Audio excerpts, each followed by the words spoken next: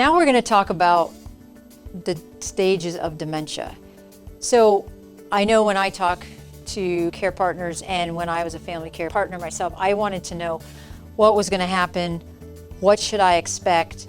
And so even though that's kind of a hard thing to answer because everybody is different, and as the saying goes, when you've seen one person living with dementia, you've seen one person living with dementia, because even though there are similarities and patterns that happen, we're all unique, and so this will affect everybody in a unique way. And so it is really hard for us as family care partners and people trying to support somebody living with dementia is to kind of not know.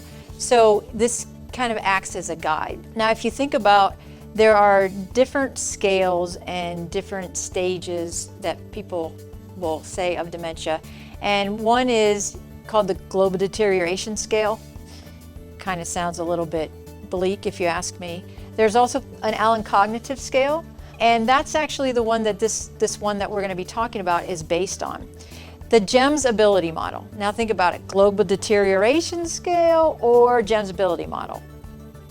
Which one would you rather be talking about? And when you look at this logo and the GEMS, which GEM would you like to be? Because we all want to be something precious and valuable.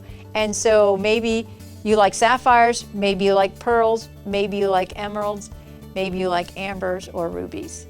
So that's what Teepa Snow actually did. She took the Allen Cognitive Scale and her knowledge of dementia as an occupational therapist and decided to do an ability model so that people would really start paying attention to what is really still there, what's really valuable, what's whole and precious about this person.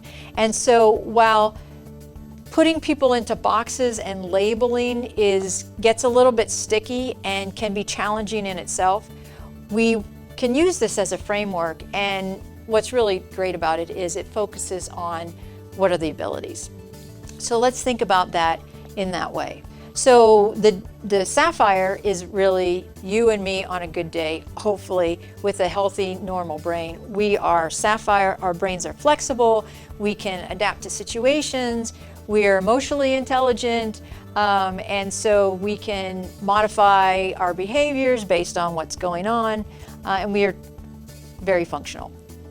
When somebody is Diamond, so the first stage of the ability model when someone's living with dementia is Diamond. Diamond is, if you think about a diamond, it's kind of hard, it has lots of facets, so it can shine really pretty, but it's multifaceted and the light shines on it varying. So, but it can also cut you because it's so hard and so sharp. And when we think about Diamond, we think about what would be helpful for a person that is Diamond. Diamond, again, meaning that I need routines and rituals. I might resist change. Again, remember that cutting part of the diamond, and I'm kind of hard and rigid, even though I can do really well in the sunshine and the light, and when I have the right support, I do really awesome. And so when I'm Diamond, I really need that routine and ritual, and I'll talk about that in just a minute, how important the routine and ritual is. But as a Diamond, if I have a particular chair or I sit in a specific pew at restaurant, let's say, if I can't do that, that challenges me and I get really stressed out because I need that routine and pattern for me to feel safe. So if there's a chair that is my favorite chair, but somebody's sitting in it, if my brain was more, let's say, Sapphire and flexible, I'd be like, well, I'd rather sit in that chair, but there's another chair over here. I'll go just sit in the chair by the window. I don't really like it, but I'll sit over here anyway. If I'm starting to struggle with dementia, that's going to be more difficult for me. And so I'm going to become more territorial with people, with things, with places, because my brain is now less flexible and less able to change and adapt. And so I might seem like I'm getting a little bit, more confrontational, but it could just be because my brain is less able to adapt. And so I really need you to get out of that chair so I can sit in that chair, because literally I'm lost if I don't sit in the chair that I'm supposed to sit in. So I can make mistakes in social interactions, I repeat myself, or it might be difficult for me to bring in new information and learn that new information when you were thinking about Diamond. So what supports me is routines. And I talked about this a little bit in the time with you this morning about that procedural memory. So again, the declarative memory is that events, facts, those kind of memories. Procedural memory is habits, routines, and skills. So you'll see on every slide where it says support, how do we support somebody living with dementia, regardless of what gem they are, routine is the top one. We want to support a person living with dementia with their procedures, skills, and routines, because I can literally relearn a habit. Even though I can't tell you what the habit is, I can relearn the habit. Now here's the thing about the habit. It needs to start off the same way, with the same cues, the same prompts, be in the same environment, have the same visual cues, telling me the same thing, or I hear the same thing, and I start the process with the same steps and complete the steps the same way every time, so that we can support that procedural memory. Studies show that when we support procedural memory with skills, habits, and routines, that quality of life goes up, that independence goes up, so that people can stay more engaged in their life longer when we're working with this procedural memory and with these skills and habits. What else can you do to support me is cueing me, if we're thinking about Diamond, is visual cues. At some point, I will lose the ability to really understand what you're saying. I might lose 1 or 2 words out of a sentence. And if you lose a word out of a sentence, then you almost lose the content of the sentence, because unless someone like cares a whole awful, nothing is going to get it's not. So we tell people, just slow down your words and maybe that person can understand what you're saying. So I'll slow down that sentence. Unless someone like cares a whole awful, nothing is going to get it's not. But even if I miss 3 of those words, I still don't understand the sentence. Unless someone like you cares a whole awful lot, nothing is going to get better, it's not. It's a famous Dr. Seuss rhyme. But taking 3 words out, I completely lose what you're saying. So we want to slow down our language. We want to use fewer words, and we want to think about that 9-second rule that I talked about in another session, is give me 9 seconds. Give me a little bit more time to try to understand what's going on, or respond, or start a task. Give me a little bit more time as we're thinking about Diamond. It's also really important to give me choices. I'm still going to want choices even at end of life. I still want to have choices. When I talk to people living with dementia, I have lots of friends who live with dementia, and I've worked with lots of people living with dementia. One of the things that they say is, I still want to have choices. I don't want somebody to just decide what's going to happen to me and my life all day long. Still give me choices. So things that help with choices is, would you like this or that shirt?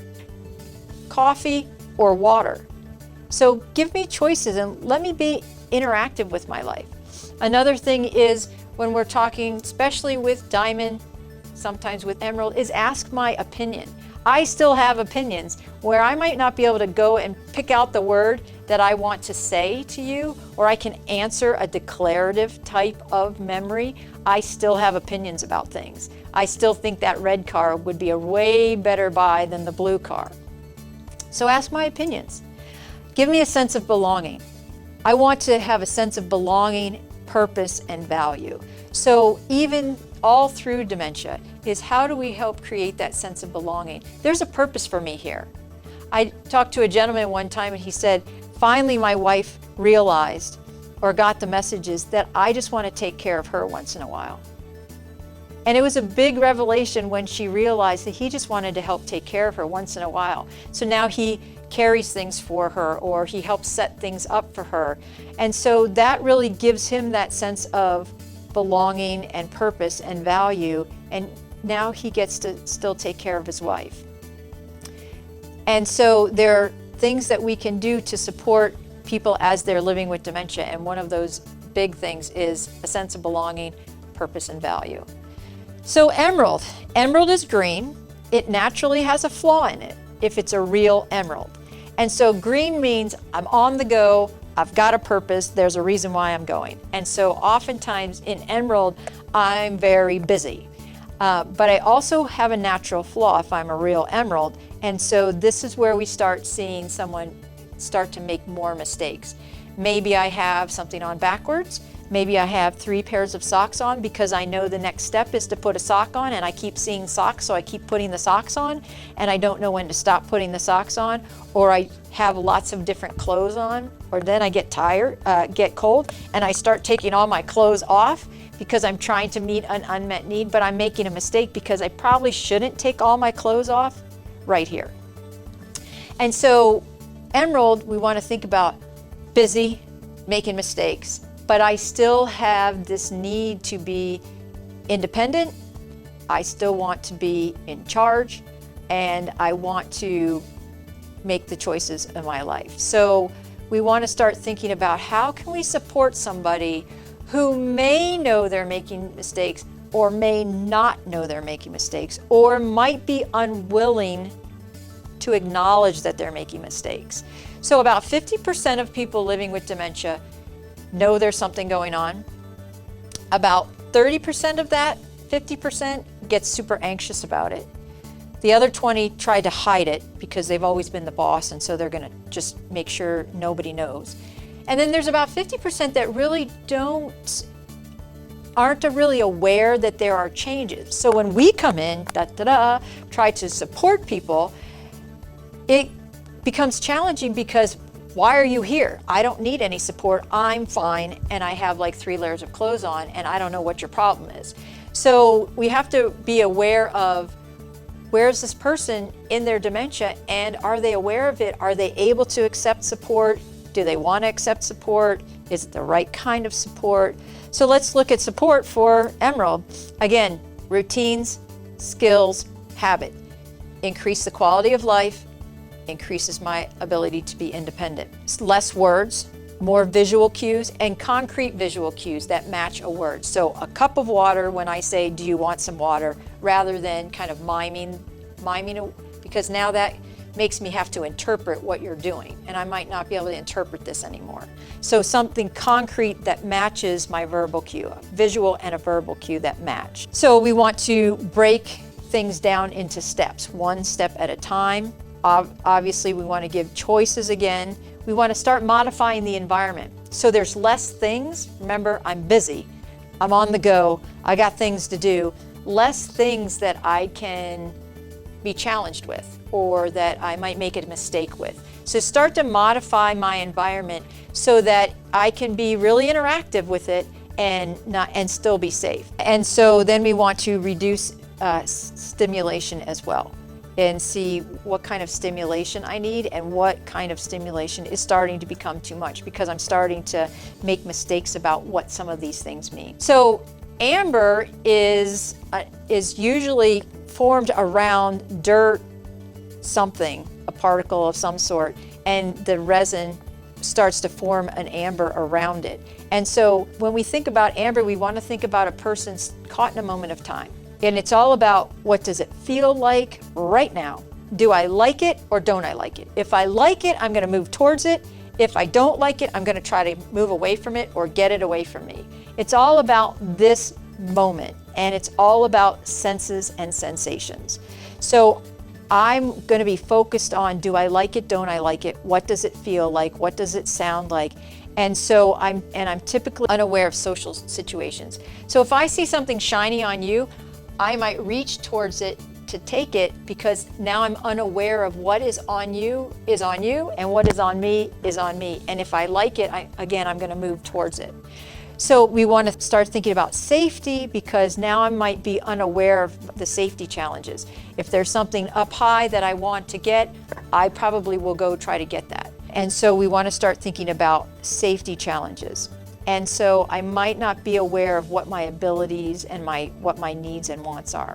again, routine, skills and habits. What is my routine? Can I still be involved in the routine of my life? If you help me after breakfast, let's say I have breakfast and then I go outside, that's awesome. And then the next day I have breakfast and I play bingo or some sort of cognitive thing that you have set up for me, that's awesome. And then the next day I have breakfast and then we go to the shower. Well, that might be awesome, but it might not feel awesome to me because now it feels random, because after breakfast should be the same thing. So if after breakfast I have a shower once or twice a week, after breakfast should always have some sort of personal hygiene so that my body gets used to the pattern and routine of my life so I can be more fully engaged in that. So again, Amber, routine. Be aware of my vision changes. I'm going to start having those peripheral vision changes where I start to see more in a tunnel vision. So if you are trying to help me with a button of mine, remember, if you reach to my button, I am not going to see you reach to my button, and I might smack you away or I might get really startled. So what you want to do is point to your button so I look, and then point to my button so you focus my attention, and then you don't startle me. So we really have to pay attention with Amber of where is my visual range and what can I see. So if we have a tunnel vision or even a binocular type of vision, if you just do that and look around the room, how does that change your experience? You're only seeing portions of things. And so if a person is standing right in front of me and I just have this kind of vision, I'm only going to see about this much of them. I'm not even going to see that they're a whole person. So Amber, think about where is my visual range? What can I actually see? And you might need to experiment with that, putting things, places, and see if I can reach my depth perception, if that's being challenged, which starts happening in Ruby. The next one is where I might think that something is closer than it is because my depth perception is off. So again, Amber, less words. Start really modifying my environment for senses and sensations that I like. What can I manipulate? What can I have in my hands? If I'm Amber, you'll often see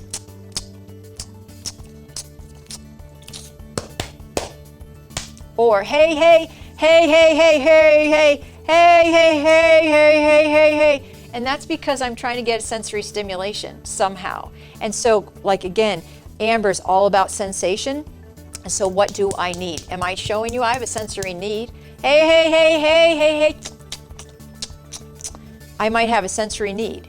Now, sensory need is different than sensory tolerance. Is what I can tolerate from you is way different than what I need. And so we really want to be careful about senses and sensations for Amber. And knowing I move towards it or I really try to get away from it, depending on what I like and how it affects me. The next one is Ruby.